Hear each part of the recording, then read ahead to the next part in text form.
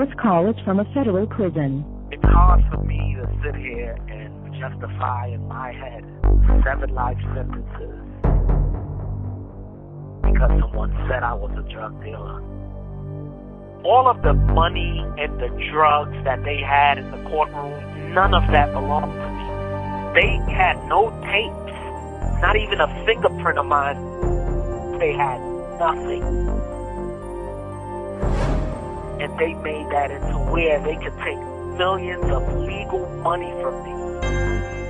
Money that I acquired from representing Mike Tyson, The Game, Wyclef, from doing movies.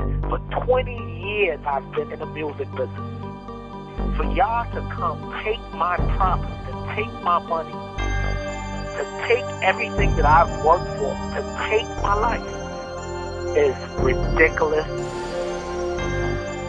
And I am in shock that the justice system even works that way. I believe I went into that courtroom in front of the prosecutors who were already guilty.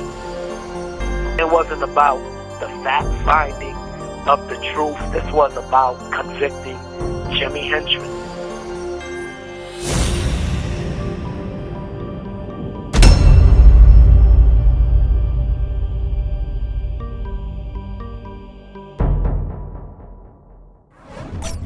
On the morning of May 14, 2012, in the federal courthouse in Brooklyn, New York, the assistant prosecuting attorney gave her opening statement against James Rosemond. She set out to prove that Jimmy was the leader of a multi-million-dollar drug ring, that he was the sole kingpin, the mastermind of an organization that trafficked hundreds of kilos a month and employed dozens of people. She continued to describe Jimmy's lavish lifestyle to the 14-person jury, clearly painting the picture that Jimmy had a lot of money and that he lived a life of luxury. Almost as an afterthought, she mentioned Jimmy was the CEO of a music company. His music career was just a footnote in the summation of his criminal life. And why wouldn't it be? In the eyes of the prosecutors, Jimmy's music business was nothing more than a front. It was unbelievable to these people that I was doing business the right way. In their brains, Jimmy Rosemond, the guy that we know, who knows gangsters all over the country, they could not believe that I was making millions of dollars a year, legitimately.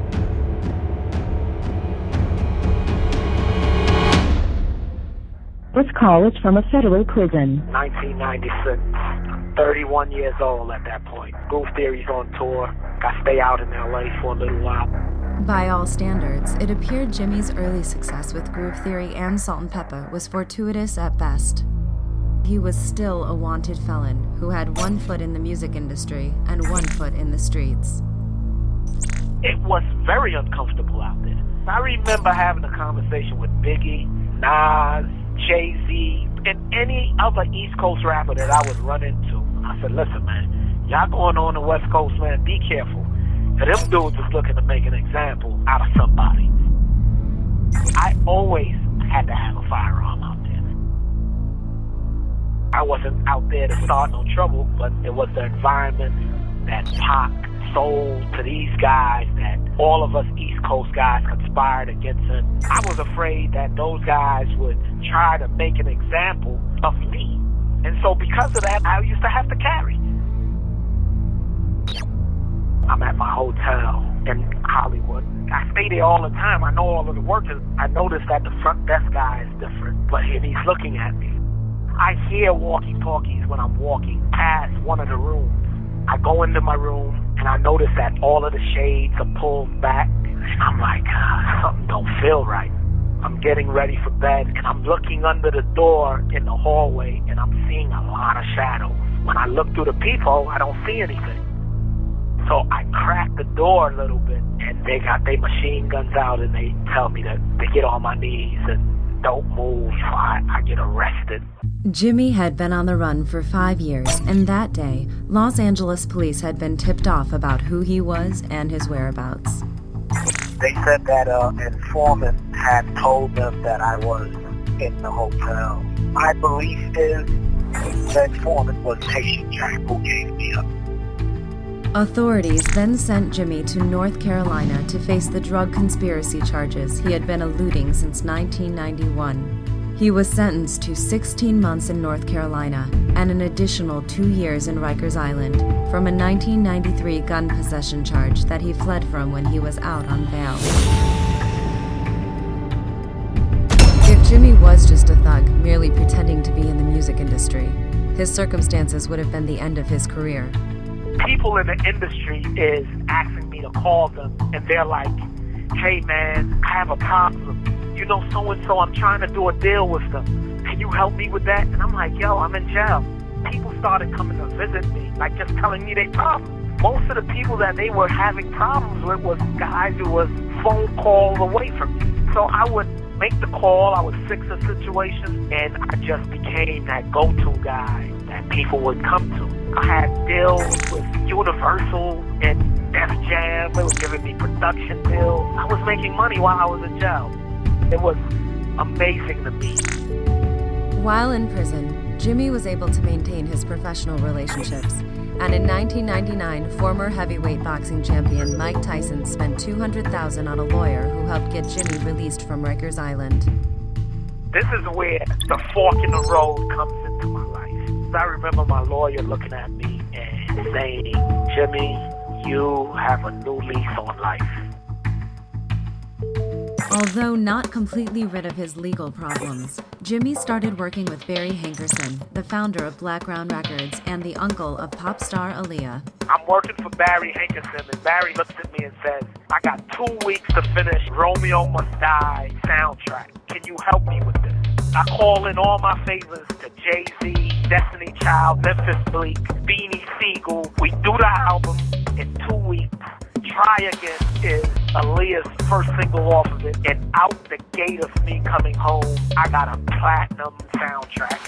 2-3 months later, Barry says, I'm doing Exit Wound. You think you could do the same thing again for me? I said, no problem, Barry. And there's no stopping me. I was doing deals left and right. I was on the payroll of about 4 or 5 different record companies. I had T&E, travel and expense, with 2-3 different companies. I was rolling. With Henchman Entertainment, Jimmy was finding the talent and then going and doing deals with different labels so that you could have different artists at different companies.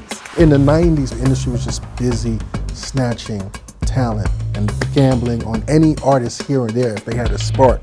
So there was money everywhere. The average production company was a 50-50 split. If the artist made $1 million, the production company would make $500,000. Some guys, even today in the streets, can't believe if they knew me from when I was a kid.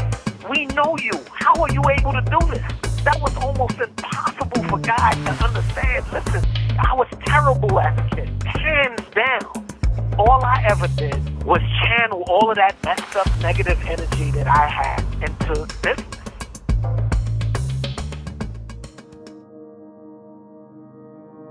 I admired him. I looked up to him as someone from the streets of my neighborhood who had made a name for themselves in entertainment, which I was aspiring to be successful in. I pounded on everybody's door. That it was like, if you knew a guy who knew a guy who knew a guy who knew Jimmy, I'd knock on your door and ask you, can you please get this note and ask him to set a meeting up so I could beg him to be my manager. I would definitely say that Jimmy was instrumental in helping me get my foot off the ground. Kind of took me under his wing and just took me to the meetings and stuff. And he was working on Sugar, originally known as Sweet Tea. My song has a second single, and it was called What's Up Star. Placing that song on that soundtrack was a big deal for me because I hadn't reached that stature at the time. Jimmy was cool. He was a man of his word. When he said he was going to do something, he would do it. I think Jimmy had a great reputation with his peers. Everybody that I know that encountered him loved him. Jimmy was known to be a man about his business, about his money.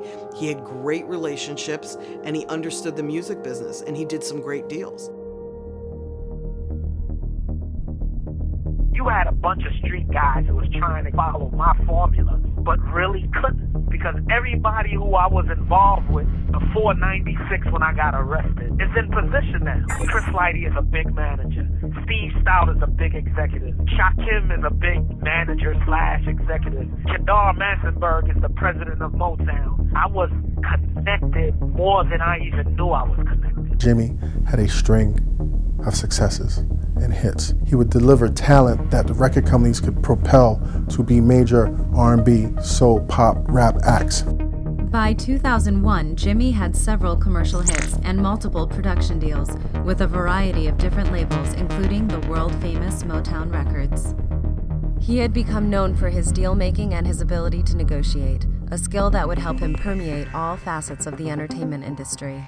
I feel indebted to Mike Tyson with my life. So when I come home, Mike is almost destitute. Don King, who had all of the belts at the time, wouldn't give Mike a title shot. I seized on the opportunity when Rockman knocks out Lennox Lewis. I called Barry Nickerson, who called Farrakhan. We call in Henry Herbert Muhammad, who used to manage Muhammad Ali. We find out where Lennox is at, and all of us approach Lennox Lewis at the Trump International Hotel in Columbus Circle and tell him he's got to do the fight with Mike. The Tyson versus Lewis fight brought in $110 million in revenue, which still stands as one of the highest-grossing pay-per-view events in history. He grossed over $30 million on that fight. Knowing his financial state at the time, I only took $1.5 million, and I repaid Mike for what he did for me when he really didn't have to do it. I made more money consulting record companies and doing side deals for different artists. Akon, Wyclef, Rick Ross. They would say, I want you to go and renegotiate my deal for me. Once the record company would see that I was hired to come in to renegotiate, they knew that it was going to be expensive. There was something attractive about his confidence and his swagger, the way he went after things. You felt like no one was going to take advantage of you. People used to think I would go in there with the gangster stuff, but no, I would just go in there with a high-powered lawyer. Despite Jimmy's continual success, he could never fully shake the shadows of his past. There was this fear of Jimmy because of this reputation that he had from being someone who dealt in the streets and handled things. Executives would get nervous. They didn't know if he was more of like a Suge Knight type personality. What he's known for in the streets, I think it has definitely hindered his progression as a businessman. I should have been able to manage a Lady Gaga or a Britney Spears or Mariah Carey, but the only people I could pick up because of my reputation was the people down on their luck. You got guys like Gucci Mane who nobody would touch. The guy comes to my hotel room begging me. What do? I go sign Gucci Mane to Warner Brothers. I put Gucci on Mariah Carey and every other mainstream artist. I took this dude from nothing to something, and they still don't acknowledge my talent in the game. Despite the industry's resistance, Jimmy persisted to carve out his niche. In 2005, he encountered The Game, a relatively unknown rap artist from Compton. They hit it off, and The Game signed him as his manager. This would become his most lucrative management deal to date. Within a year, The Game's first album, The Documentary, goes platinum and has since sold over 5 million copies worldwide. In 2005, The Game was nominated for BET's The Best New Artist Award and Billboard's Rap Artist of the Year. Jimmy had his very own superstar. My attorney, Jay Quattrini, was also Jimmy's business attorney. And I remember when Jay went to pitch him to some executives to run the urban music department, that their concern was his background and his reputation. And it was always very funny to us because we don't see that side of Jimmy. Like, Jimmy is really calm and mild-mannered. He's not arrogant. He's not anything that you would think that he would be if you just listen to the press. What I found myself doing was always proving myself over and over again. And I couldn't understand why, because I'm like, I had more hit records than a lot of these guys in the business, and they're being embraced and given opportunities. Those executives wasn't going into Compton to find game. Them executives wasn't going to Detroit to get Mario Winans. Them executives wasn't going and talking to T.I. when they had a problem with him. And yeah, it took guys like me who understood the environment in the communities that they make all of the money from. But what I didn't know was that they would vilify me. After they asked me to be that guy who could straddle that fence and deal with the people they don't want to deal with. I think I've known Jimmy about 18 years now. And as he has matured, he's always been in a real life and death struggle with Jimi Henchman. And I remember him saying to me that he really regretted that he ever invented that guy. I had to put out a press release stating, that is not my name. Do not call me that anymore. Because I didn't like the connotations that came with it. It was hindering me from becoming who I wanted to become. My dream had always been to be corporate, to have a travel and expense account, to be on the board of something instead of just a consultant. And in 2007, Jimmy was finally given a shot at this dream.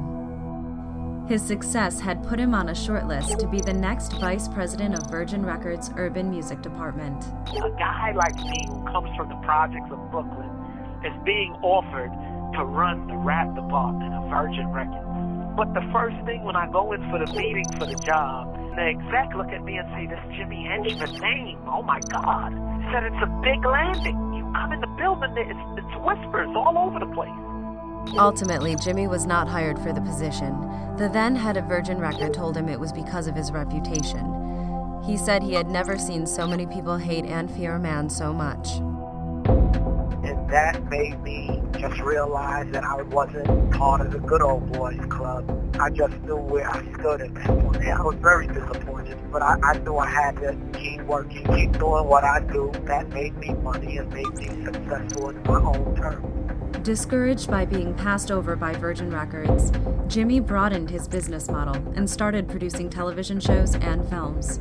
He produced the original 50 Cent documentary, the national syndicated poker series Hip Hop Hold'em, and the movies Belly 2 and The Cookout 2. After I saw the success of Belly 2, and I saw that we only spent $700,000, however it grossed over $8 billion at the time, I knew that was the route that I really wanted to take. It was during this time that Jimmy got on the radar of reporter Chuck Phillips and Assistant U.S. Attorney Todd Kaminsky. His fortunes were about to change dramatically. America is based off of the rags to riches. I came from the worst of the worst. I was very ignorant. And listen, I did some terrible things when I was a kid. I don't even like to talk about those kind of things. But I admire the accomplishments I've made because I was a student to the mentors that had me, and I learned. Next time on Unjust Justice. Todd Kaminsky had made it known that he wanted me. He created an atmosphere for these guys to want to set me up. Todd Kaminsky came to see me in Miami. He showed me a picture with me and Jimmy in the club together. He committed by calling my child's mother and telling her, saying that he gave me an offer, saying that he can send me home. I traveled to see one in prison in Atlanta, and he was told, he was promised all sorts of, riches, if only he would cooperate against Jimmy. With Jimmy's case, I had personal knowledge of what the witnesses were saying. Witnesses in that case not only lied, but the government knew that they lied.